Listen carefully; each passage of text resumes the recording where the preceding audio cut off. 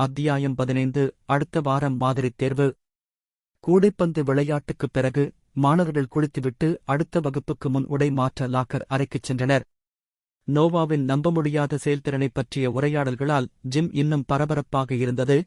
ஆனால் அவர் அமைதியாக இருந்தார். வரவிருக்கும் நாளுக்குத் தயாராகுவதில் கவனம் செலுத்தினார். ஒரு விரைவான குளியலுக்குப் பிறகு அவர் ஆடை அணிந்து விளையாட்டிலிருந்து இன்னும் மூச்சு இழுத்துக் கொண்டிருந்த ஐடனுடன் சேர்ந்து அடுத்த வகுப்பிற்குச் சென்றார். ஜிம்மின் உற்சாகமான சூழ்நிலையிலிருந்து அறிவியல் வகுப்பறையின் கவனம் செலுத்தும் சூழலுக்கு மாறுவது அப்பட்டமாக இருந்தது. மாணவர்கள் தங்கள் இருக்கைகளில் அமர்ந்தனர். அவர்களின் அறிவியல் ஆசிரியர் திரு. ஹாரிஸ் வேதியியல் எதிர்வினைகள் பற்றிய பாடத்தைத் தொடங்கினார். இன்று நாங்கள் வெளிப்புற வெப்ப மற்றும் வெப்பமண்டல் எதிர்வினைகளில் மூழ்கிவிடுகிறோம் என்று திரு. ஹாரிஸ் அறிவித்து பலகையில் சொற்களை எழுதினார். இரண்டிற்கும் உள்ள வித்தியாசத்தை யாராவது எனக்குச் சொல்ல முடியுமா? சில கைகள் மேலே உயர்ந்தன. திரு. ஹாரிஸ் முன்னால் இருந்த ஒரு மாணவரைச் சுட்டிக்காட்டினார். வெளிவெப்ப எதிர்வினைகள் வெப்பத்தை வெளியிடுகின்றன, நீங்கள் விறகு எரிக்கும் போது போல. வெப்ப எண்டோதெர்மிக் எதிர்வினைகள் வெப்பத்தை உறிஞ்சுகின்றன, நீங்கள் சமையல் சோடா மற்றும் வினிகரை கலக்கும் போது போல. சரியாக, திரு. ஹாரிஸ் தலையசைத்தார். வெளிவெப்ப எதிர்வினைகள் வெப்பநிலையை அதிகரிக்கின்றன, அதே நேரத்தில் வெப்ப எண்டோதெர்மிக் எதிர்வினைகள் குறைவை ஏற்படுத்துகின்றன. இப்போது உங்கள் பாடப்புத்தகங்களில் உள்ள சில எடுத்துக்காட்டுகளைப் பார்ப்போம். வகுப்பு தங்கள் பக்கங்களை புரட்டிய போது நோவாவின் மனம் சற்று அலைந்தது. கூடைப்பந்து விளையாட்டின் அட்ரினலின் இன்னும் அவர் வழியாகச் சென்றது. ஒரு NBA வீரராக மாறுவது என் குடும்பத்திற்கு பணத்தைக் காட்ட ஒரு வழியாக இருக்கலாம், நோவா யோசித்து தனது பேனாவை தனது பாடப்புத்தகத்தில் லேசாகத் தட்டினார். இந்த யோசனைக்கு ஒரு குறிப்பிட்ட ஈர்ப்பு இருந்தது, கவர்ச்சி, புகழ் மற்றும் மிக முக்கியமாக பணம். ஆனால் அந்த எண்ணம் வந்தவுடன் அவர் மறுபரிசீலனை செய்வதைக் கண்டார். ஆனால் அது மிகவும் உயர்ந்தது என்று அவர் சற்று முகம் சுளித்து நினைத்தார். நான் நீண்ட காலத்திற்கு ஒரு ஒப்பந்தத்தில் கையெழுத்திட வேண்டியிருக்கும். கூடுதலாக வெளிச்சம் விஷயங்களை அமைதியாக வைத்திருப்பதை கடினமாக்கும். திரு. ஹாரிஸ் பாடத்தைத் தொடர்ந்தபோது அந்த எண்ணம் அவரது மனதில் நீடித்தது. வார்த்தைகள் தொலைதூர ஹம் போல ஒலித்தன. ஒரு NBA வீரராக வேண்டும் என்ற எண்ணம் கவர்ச்சிகரமானதாக இருந்தது, ஆனால் அதனுடன் வந்த சிக்கல்கள் மிக அதிகமாக இருந்தன. அவருக்கு இன்னும் புத்திசாலித்தனமான ஒன்று தேவைப்பட்டது. அறிவியலுக்குப் பிறகு அவர்கள் கணித வகுப்பிற்குச் சென்றனர். அவர்களின் கணித ஆசிரியரான திருமதி எலாரா ஏற்கனவே பலகையில் இருந்தார். ஒரு இருபடி சமன்பாட்டை எழுதிக் கொண்டிருந்தார். சரி, எல்லோரும், திருமதி எலாரா, இன்று நாம் கால்குலஸ் சிக்கல்களைத் தீர்ப்பதைச் சமாளிக்கப் போகிறோம் என்று தொடங்கினார்.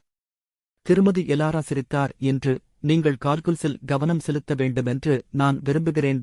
அடுத்த வாரம் உங்கள் மாதிரித் தேர்வுகளில் உங்களுக்கு வெவ்வேறு முறைகள் தேவைப்படும் என்பதால் அவற்றைப் பற்றி நீங்கள் வசதியாக இருப்பது முக்கியம். அடுத்த வாரம் பல சிக்கல்களைத் தீர்க்க அவர்களுக்கு வழிகாட்டும் பாடத்தின் அடுத்த பகுதியை அவள் செலவிட்டாள். அனைவருக்கும் செயல்முறை புரியும் என்பதை உறுதி செய்தாள். வகுப்பு சமன்பாடுகளை விடாமுயற்சியுடன் ஆராய்ந்தது. காகிதத்தில் பென்சில்கள் கீறப்படும் அமைதியான சத்தத்தால் அறை நிரம்பியது. வகுப்பு முடியும் தருவாயில் திருமதி எலாரா தனது மேசையிலிருந்து நிமிர்ந்து பார்த்தாள். சரி, எல்லோரும், அடுத்த வாரம் உங்கள் மாதிரித் தேர்வு என்பதை நான் உங்களுக்கு நினைவூட்ட விரும்புகிறேன். வார இறுதிக்கு நீங்கள் தயாராக வேண்டும், எனவே நீங்கள் முழுமையாக திருத்தி அதில் தேர்ச்சி பெறத் தயாராக வாருங்கள். மாதிரித் தேர்வுகள் பற்றிய குறிப்பு அறை முழுவதும் அமைதியான முணுமுணுப்புகளை ஏற்படுத்தியது. சில மாணவர்கள் பதட்டமாகவும் மற்றவர்கள் உறுதியாகவும் காணப்பட்டனர். இருப்பினும் நோவா அமைதியாக இருந்தார். அதைத் தாண்டிச் செல்ல ஒரு வழியைக் கண்டுபிடிப்பார் என்பதை அறிந்திருந்தார். அவர் தனது பொருட்களை மூட்டை கட்டிக்கொண்டு லில்லி தனது திசையில் பார்ப்பதைக் கவனித்தார். வழக்கமாக நிதானமாகவும் அமைதியாகவும் இருக்கும் லில்லி ஒரு கணம் தயங்கி இறுதியாகப் பேசுவதைக் கண்டார். நோவா, அவள் மெதுவாகச் சொன்னாள். இந்த ஆண்டு முதல் முறையாக அவனது கவனத்தை ஈர்த்தாள். அவன் சற்று ஆச்சரியத்துடன் அவள் பக்கம் திரும்பினான். ஆமா, நோவல்பின், நீ தேர்வுக்குப் படிக்கப் போகிறாயா? அவள் நடுநிலையான தொனியில் ஆனால் ஆர்வத்தின் சாயலுடன் கேட்டாள். ஒருவேளை, நோவா சாதாரணமாக தோள்களைக் குலுக்கி பதிலளித்தாள். நீங்களா? ஆமா, அவள் பதிலளித்தாள். அவளுடைய பார்வை நிலையானது. ஒரு வாய்ப்பை உணர்ந்த நோவா ஒரு ஷாட் எடுக்க முடிவு செய்தாள். இந்த வார இறுதியில் நீங்கள் ஒன்றாக படிக்க விரும்புகிறீர்களா? லில்லி உடனடியாக பதிலளிக்கவில்லை. அவள் தோன்றியது யோசித்துக் கொண்டிருக்க அவள் சுமார் 15 முதல் 20 வினாடிகள் அமைதியாக அமர்ந்திருந்தபோது அவளுடைய முகபாவனையை வாசிக்க முடியவில்லை. டி. அவன் மானம் நீடித்தது. நோவா சற்று சங்கடமாக உணர ஆரம்பித்தான். அவன் மீறிச் சென்றிருக்கலாம் என்று நினைத்தான். சங்கடத்தைத் தவிர்க்க அவன் திரும்பிச் செல்லவிருந்த நேரத்தில் லில்லி இறுதியாகப் பேசினாள். சரி என்றாள் அவள். நோவா கண் சிமிட்டினார். அவள் உடன்படிக்கையால் சற்று அதிர்ச்சியடைந்தார். என்ன எதிர்பார்ப்பது என்று அவனுக்குத் தெரியவில்லை. ஆனால் அவள் ஆம் என்று சொன்னதைக் கேட்டது அவனுக்கு ஆச்சரியத்தையும் உற்சாகத்தையும் அளித்தது. தலையசைத்து லேசாக சிரித்தார். அருமை. விவரம் பிறகு பார்க்கலாம் டோட். அவனிடம் தன் எண்ணெய் கொடுத்த பிறகு லில்லி தன் பொருட்களைச் சேகரிக்கும் முன் ஒரு சிறிய தலையசைப்பைக் கொடுத்தாள். நோவாவுக்கு வார இறுதிக்கான எதிர்பார்ப்பு நீடித்தது. வகுப்பறையின் மறுபுறத்தில் லைலா நோவா மற்றும் லில்லி உரையாடுவதை விவேகத்துடன் பார்த்தாள்.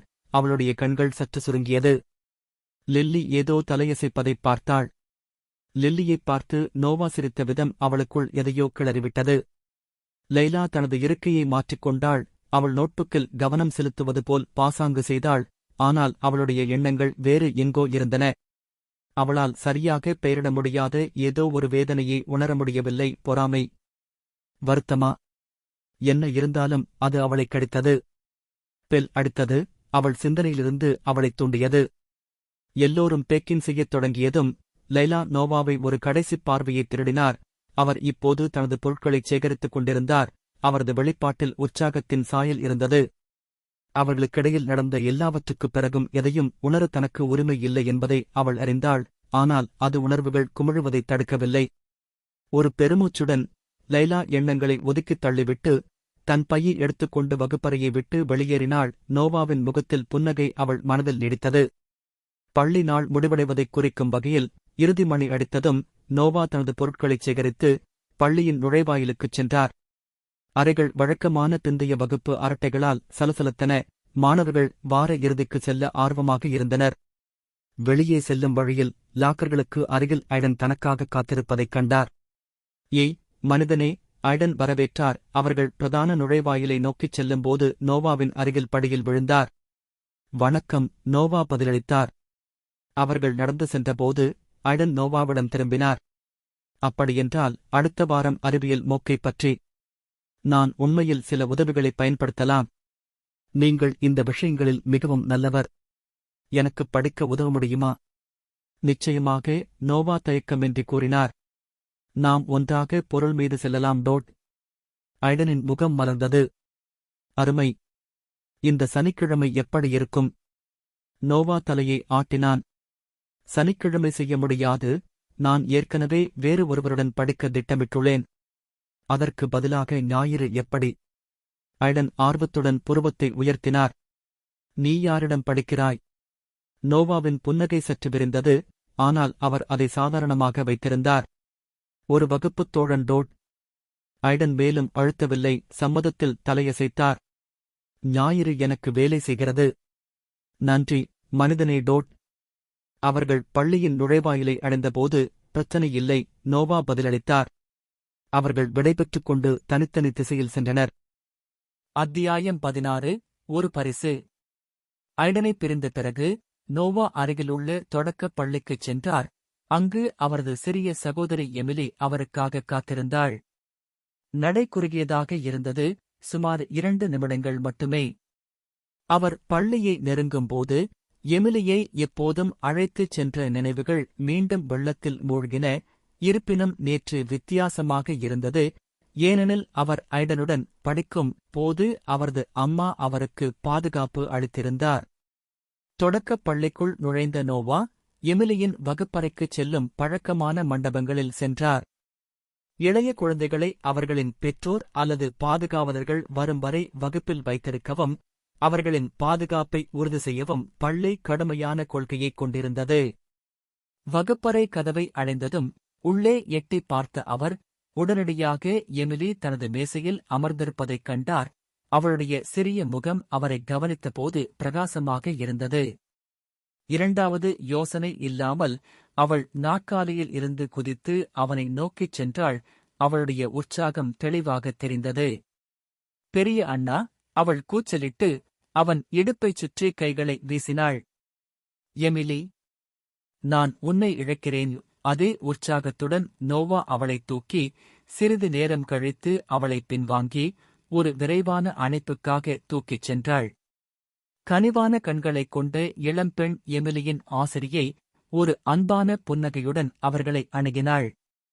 ஹாய் நோவா, உங்களைப் பார்ப்பது எப்போதும் மகிழ்ச்சியாக இருக்கிறது.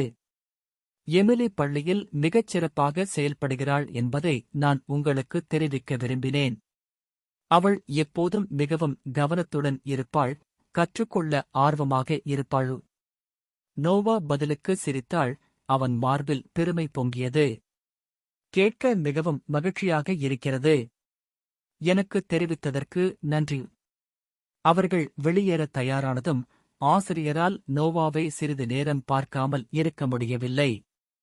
எமிலியின் கையை அவன் கையில் ஏந்தி நடந்து செல்லும்போது அவள் தனக்குள் மெதுவாக பெருமூச்சு விட்டாள். அவன் மிகவும் இளமையாக இருக்கிறான். ஆனால் அவள் நினைத்தாள், அவளுடைய மனம் அவரது குறிப்பிடத்தக்க அம்சங்களிலும் அவை சமீபத்தில் இன்னும் வரையறுக்கப்பட்டதாக தோன்றியதாகவும் அலைந்து தெரிகிறது. குறிப்பாக அவரது கண்கள் ஒரு நீடித்த தோற்றத்தை விட்டுச் சென்றன. நாவல் பெண். அவன் வயதாகும்போது அவன் இன்னும் அழகாக மாறப்போகிறான். அவள் யோசித்தாள். தன் கடமைகளுக்கு திரும்பும்போது தலையை லேசாக அசைத்து எண்ணங்களை ஒதுக்கித் தள்ளினாள். வெளியே நோவாவும் எமிலியும் கைகோர்த்து நடந்து தங்கள் நாளை பற்றியும் பரிசை பற்றிய உற்சாகத்தைப் பற்றியும் பேசிக்கொண்டு வீட்டிற்குச் சென்றனர். அவர்கள் வீட்டை நெருங்கும்போது வீட்டில் சமைத்த உணவின் ஆறுதலான வாசனை காற்றில் பரவியது. அவர்கள் கதவைத் திறந்தபோது சமையலறையில் தங்கள் அம்மா இரவு உணவு தயாரிப்பதில் மும்முரமாக இருப்பதைக் கண்டார்கள்.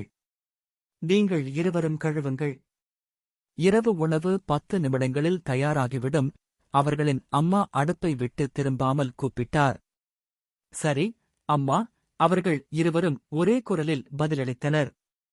நோவா முதலில் குளியலறைக்குச் சென்று முகத்தில் குளிர்ந்த நீரை தெளித்து கைகளைக் கழுவினார். அவர் கைகளைத் துடைத்தவுடன் எமிலி தனது வழக்கமான திறமையுடன் அதே வழக்கத்தை பின்பற்றி உள்ளே வந்தாள். அவர்கள் இருவரும் புத்துணர்ச்சி அடைந்ததும் நோவா எமிலியின் கையை பிடித்து தனது அறைக்கு அழைத்துச் சென்றார். நான் உனக்காக ஏதாவது வைத்திருக்கிறேன் என்று அவர் ஒரு புன்னகையுடன் கூறினார். அவர்கள் தனது அறைக்குள் நுழைந்தபோது எமிலியின் கண்கள் மின்னின. நோவா தனது கையை நீட்டி அதில் கடிக்கப்பட்ட ஆப்பிள் லோகோவுடன் கூடிய ஒரு நேர்த்தியான வெள்ளைப் பையை எடுத்தார். அதைத் திறந்ததும் எமிலி மூச்சுத் திணறினார். உள்ளே ஆப்பிள் ஏர்போர்ட்ஸ் மேக்ஸ் இருந்தது. அது விலை உயர்ந்தது என்பது தெளிவாகத் தெரிந்தது. ஆஹா நோவா, இது! எமிலி தடுமாறினாள்.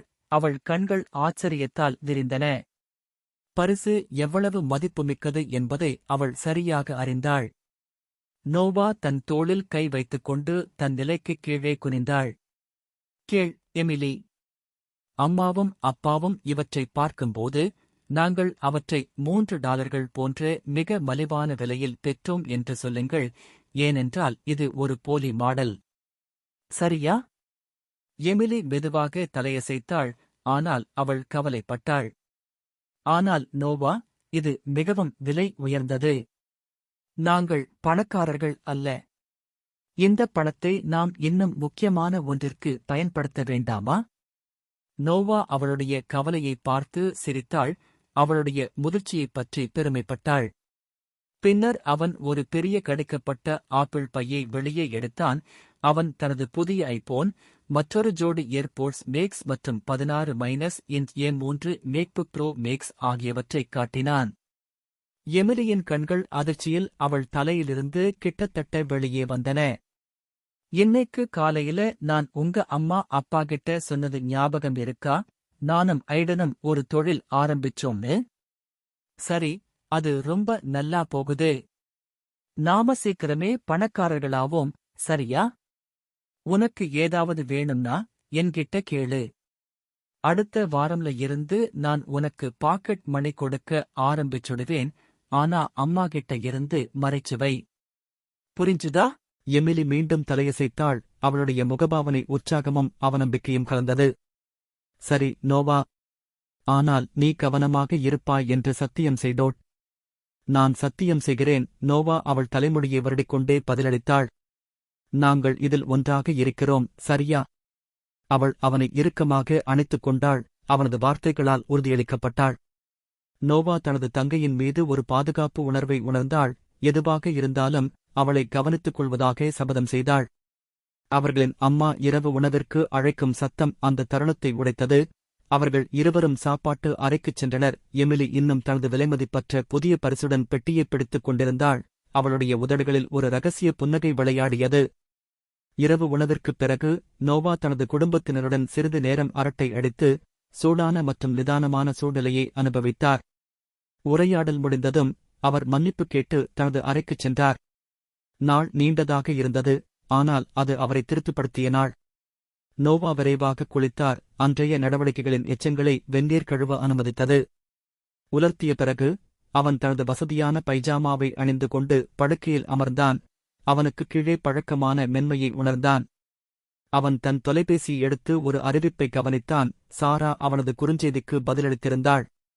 முந்தைய இரவு ஏற்கனவே தூங்கிவிட்ட பிறகு அவள் பதிலளித்ததை அவன் உணரவில்லை.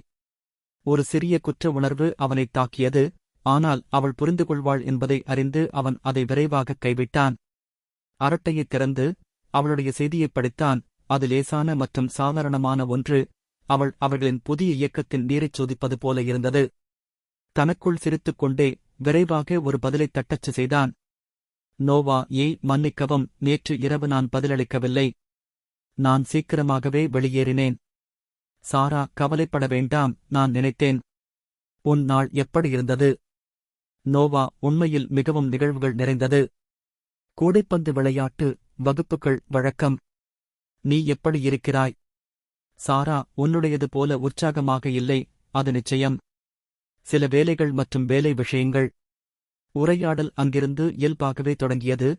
இருவரும் தங்கள் நாளைப் பற்றிய சிறிய விவரங்களைப் பகிர்ந்து கொண்டனர்.